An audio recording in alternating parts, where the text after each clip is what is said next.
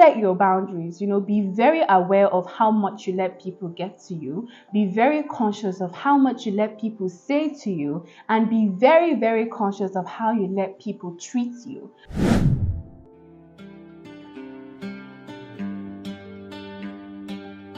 Went out the other night with all my friends, started to feel like me again. Hi guys, my name is Adi Mary James and I'm literally your YouTube bestie. Here we talk about things that might affect you, yet you have nobody to talk to about it. The point of this video is to help you build your self-esteem. If you're trying to build your self-esteem, then this is the perfect video for you. Today I'm going to be telling you the things I did that helped me build my self-esteem to what it is right now, and trust me, it is a lot. I was able to achieve and build my self-esteem, and if I can build my self-esteem, so can you. There's an unwritten law that love only comes to people who believe that they're worthy of love. It's just how it is. How do you expect people to love you when you simply don't love yourself? How do you expect people to believe in you when you simply do not believe in yourself? In order for you to build your self-esteem, you have to start by loving yourself like there's no tomorrow. You have to learn to become your biggest fan. Yes, you literally have to become your biggest fan. You have to become the person who loves you the most. You have to become the person who is the kindest to yourself. You have to say kind things to yourself, be kind to yourself, do kind things to yourself, and you will start to see that the people around you begin to treat you the same way, because the world is a mirror. Whatever they see you giving to yourself is what they're going to give back to you. The first thing you want to do is practice self-love. And for this video, we're going to divide self-love into 5 different parts. The first is self-compassion. It is to say that you have understood your flaws, you have understood your shortcomings, and you have accepted and made your peace with them. If I know that I am not perfect, I would not get offended when somebody starts pointing out my flaws, because I know my flaws, right? You have pointed out your flaws, you've understood your flaws, and you have accepted them. One thing I did was that I wrote down the things that I felt were my flaws. Writing them down makes you more aware of these things, right? You write down your flaws because obviously we're all not perfect. And then if there are things that you can work on, you go on to work on them. And if there are things you cannot work on, you just accept that this is my flaws, this is my shortcoming, these are my flaws rather. And then you move on from that, plain and simple. Secondly, you want to practice self-care. You have to care for yourself like you're literally the only person you have, because you are the only person you have. You have to treat yourself with so much care and be so gentle and kind to yourself that it emanates so much that people around you want to take care of you. It's just how it is. Practicing self-care entails understanding that you need to care for yourself as you want other people to care for you. Thirdly, self-acceptance. This comes from self-compassion. After you've become aware of your flaws, you learn to accept yourself for who you are. You learn to accept your situation for how it is. I am not saying you become comfortable with how it is. No, that's not what I'm saying. What I'm saying is you learn that, okay, this is my shortcoming, this is my flaw, this is what I don't have, this is what I have. And then you accept that, okay, I may not have this, but this is what I have. And you move on. You don't base your life on the things that you don't have. Rather, you start to base your life on the things you actually have. Life is so much easier that way. I suffered a lot from really low self-esteem, and that affected me for a really long time. Fourthly, self-kindness. I've already said this enough. You have to be kind to yourself. Stop being so harsh and negative towards yourself. Stop judging yourself so harshly. It is one of the reasons why you're not progressing. You have to learn to be so kind to yourself that it emanates and people see you and they want to be kind to you. I'm telling you, you attract what you give yourself. If you're nice to yourself, people are going to be nice to you. If you're mean to yourself, people are going to be mean to you. If you think you're pathetic and useless, people are also going to get that notion that you're pathetic and you're useless. Plain and simple. Case closed. Lastly, self-affirmation. You have to affirm the good things in life. You have to sit down, look at yourself in the mirror and say your affirmation if need be. Now, I know for the guys, this is going to be hard. How would I go and sit down in the mirror and start saying, I'm so handsome? It sounds weird, right? But like self-affirmation goes a long way. I am telling you because I have tried it. Telling yourself kind things so many times in a day just makes them come true, honestly. Sit in front of the mirror and say, okay, today is going to be a beautiful day. Today I am going to bring out the best version of myself. Today is going to be amazing. I am kind, I am brilliant, I am a just, say these kind things to yourself and they will come to pass. Rather than being mean and harsh and negative about yourself and your situation, learn to affirm good and positive things, and I'm telling you that your life will start being filled with beautiful and gracious people that you would not even know where it started from.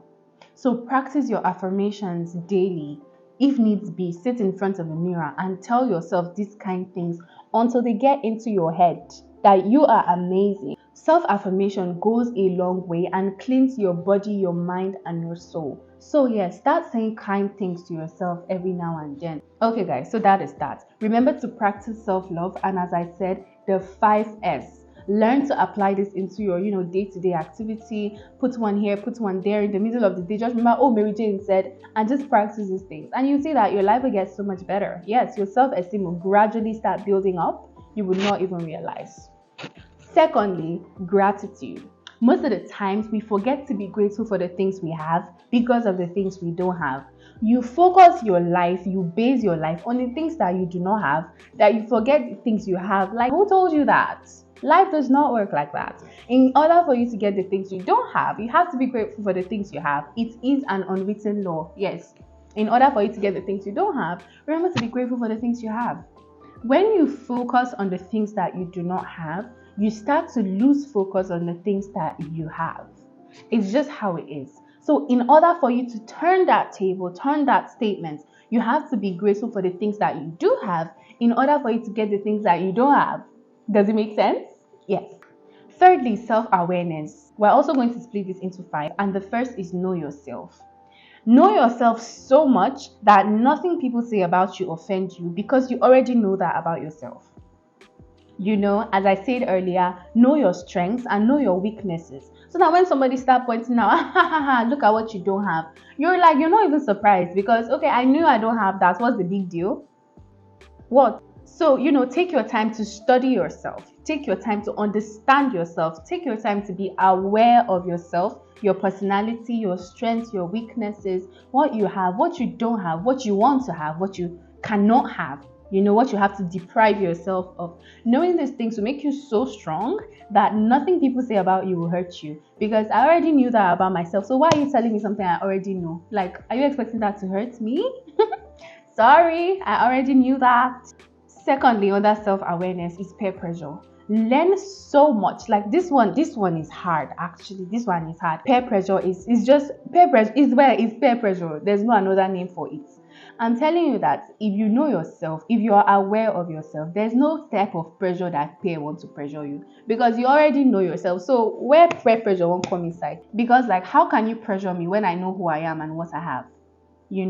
Like, you are who you are, you have what you have, you just be yourself. And I am who I am, I have what I have, and I'm gonna be myself. Like, you just can't even pressure me. Me personally, I'm not somebody that can be pressured, to be very honest, because I know they do pass myself, and that's just my own. I know who I am, I know what I have, I know where I'm from, and I know that we're all not the same. So how are you gonna pressurize me? No, how? Sorry, me? I am so self-aware that I am unable to be pressured. I'm sorry, I don't know how I cannot be pressured. It's probably the way I've built myself. No, it's not probably. It is the way I've built and programmed myself that I cannot be pressured by my peers, because I believe that everybody is beautiful and wonderful in their own way. But who you are is not who I am. Who you want to be is not who I aspire to be. What you have is not what I have. So whatever you're doing is not something I must do, because that's the whole thing with peer pressure. You suddenly see people doing certain things and being in certain places, and you want to go there even though your means does not allow you. Know who you are, so that when you're not able to get what other people are getting, it does not hurt you. Thirdly, boundaries. Set your boundaries. Be very aware of how much you let people get to you. Be very conscious of how much you let people say to you, and be very, very conscious of how you let people treat you. Because most of the time, your self-esteem is affected because of the way you allow people to treat you, to talk to you, to be towards you. So be so self-aware that You don't let people treat you just like that. You don't let people trample all over your self-esteem. Have a clear fence where you call your boundary, so that people don't just come and trample all upon you and you're back to square one. Your self-esteem is dead. You have to come back to YouTube to look for Mary Jane's video to build your self-esteem. And I don't mind, but I'm telling you that you have to set your boundaries. Thirdly, just kill comparison. Like, stop comparing yourself to other people. At the end of the day, it's gonna hurt you. You're the only person who's gonna get hurt. Like, why are you comparing yourself to somebody who was born with a golden spoon? I mean, is it silver spoon they used to call it? Because you're not born with a silver spoon. So how do you want to have what she have if you're not an armed robber? Yes, tell me. I'm not even saying that you shouldn't aspire for great things, but like, don't compare yourself so much that it starts to hurt you. So yes, you want to entirely terminate comparison. You want to stop comparing yourself to other people so that you can learn to appreciate the person that you are. You want to be so self-aware and so aware of your situation that you don't need to compare yourself with people. You can look up to people. Looking up to people and comparing yourself to people now are very different things. So focus so much on finding inspiration in people, something like that, than comparing yourself to people, because at the end of the day, it's only going to hurt you. I have done that, and I'm telling you that nothing good comes from comparing yourself with people. So boo, stop comparing yourself to people, okay? Last one on self-awareness is identifying negative voices. This can be your voice or the voice of people around you. You have to be so self-aware that you realize when it's negative. You realize those negative voices, those negative advice, those negative impacts, those negative gestures, so that you'll be able to cover it up with something positive. When it starts pointing out all the things you don't have, all the things you are not, all the places you can't go, you start covering up with the things you do have, the places you can go, the people you have.